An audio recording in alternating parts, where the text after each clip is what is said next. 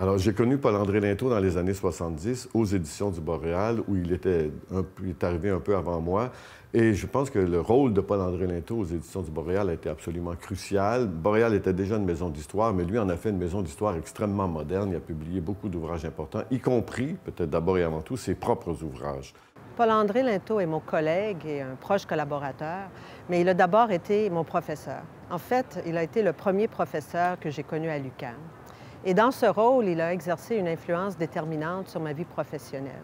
J'ai eu la chance de pouvoir étudier en même temps que Paul-André Linteau en histoire à l'Université de Montréal.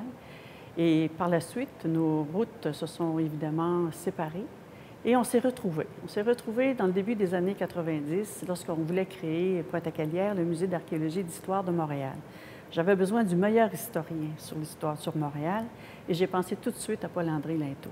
Des générations d'étudiants et d'étudiantes de l'UQAM ont découvert l'histoire du Québec, l'histoire urbaine et l'histoire de Montréal dans ses cours.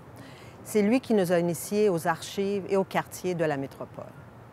Mais mon rapport a quelque chose d'un peu plus intime avec Paul-André Linteau, dans la mesure où j'ai eu la chance de travailler avec lui et ses collègues à la rédaction de l'histoire du Québec contemporain dans les années 80. Et pour moi, c'est une expérience inoubliable, un tournant vraiment qui m'a ouvert tout un domaine que je connaissais absolument pas de l'histoire moderne, de la vie intellectuelle moderne.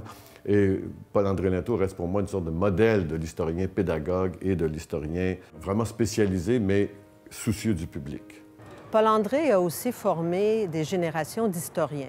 Comme directeur de mémoire ou de doctorat, il était exigeant et rigoureux, mais il était toujours respectueux de l'autonomie intellectuelle de ses étudiants. Et ça fait 25 ans qu'on travaille ensemble. Il est vraiment notre référence et je tiens personnellement à le remercier sincèrement, chaleureusement, et les Montréalais aussi, pour tout ce qu'il a apporté à Montréal.